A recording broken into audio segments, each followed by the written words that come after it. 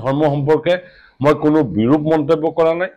মই এইষাৰ কথা ক'ব খুজিছিলোঁ যে খ্ৰীষ্টিয়ান ধৰ্ম লোৱাৰ লগে লগে চাহ বাগিচাৰ বা আদিবাসী অঞ্চলবিলাকত বসবাস কৰা জাতি গোষ্ঠীসমূহে নিজৰ সংস্কৃতি নিজৰ পৰম্পৰা সলনি কৰিবলগীয়া হৈছে আৰু তাৰ উদাহৰণ অলেখ উদাহৰণ আছে।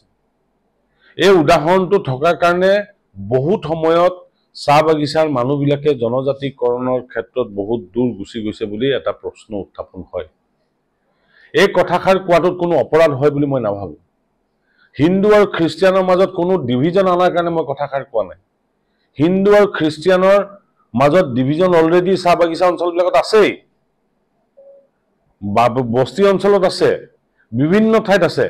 এজন হিন্দু মুণ্ডা আৰু এজন হিন্দু খ্ৰীষ্টিয়ানৰ মাজত, এজন হিন্দু ওৰাওঁ আৰু খ্ৰীষ্টিয়ান ওৰাঙৰ মাজত পাৰ্থক্য আছে, কাৰণ তেওঁলোকৰ পূজা পদ্ধতিত পাৰ্থক্য আছে, তেওঁলোকৰ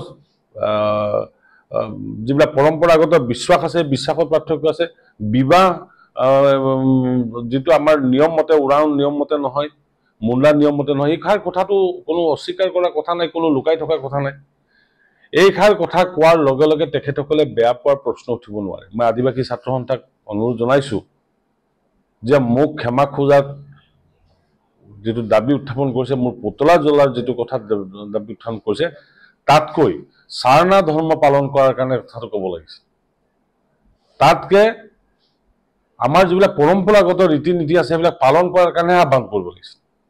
মোক বাগিচাত বৰ্জন কৰাটো তেওঁৰ কাৰণে তেওঁলোকৰ আহ্বান হ'ব পাৰে, তেওঁলোকৰ কাৰণে, কাৰণ বাগিচাত তেওঁলোকৰ বাগিচা নহয়, তেওঁলোকে কোনো কৰিব নোৱাৰে, মই চেলেঞ্জো কৰা নাই। কিন্তু আদিবাসী ছাত্ৰ সন্থাক মই আহ্বান জনাম, যিহেতু নতুন তেওঁলোকে পঢ়া শুনা কৰা ল'ৰা,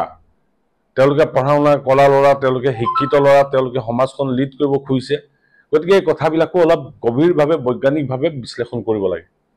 জনজাতিকৰণক ফুলফিল কৰা কথাটো, ফাৰ্ষ্ট ফুলফিলৰ কথাটো জনজাতি হিচাপে, জনজাতি শব্দটো ব্ৰিটিছৰ সময়তহে ওলাইছিল, তাৰ আগতে জাতি গোষ্ঠী হিচাপে আছিলে। এই জাতিবিলাকে আমাৰ যিবিলাক সংস্কৃতি সম্পন্ন জাতি, ওৰাওঁ, মুণ্ডা, চাওতাল, খাৰিয়া, ভূমিজ, যিবিলাক আমাৰ জাতি আছে ৩৬টা জাতি, এই জাতিৰ প্ৰত্যেকটো জাতিৰ এটা সাংস্কৃতিক পৰম্পৰা আছে, পৰিচয় আছে, পূজা পদ্ধতি আছে, আৰু জন্ম হ'লে কি ধৰণে আমি শুদ্ধি কৰিম, মৃত্যু হ'লে কিদৰে আমি শ্ৰাদ্ধ কৰিম, প্ৰত্যেকটো ভাৱে পৰম্পৰাগতভাৱে চলি আহিছে।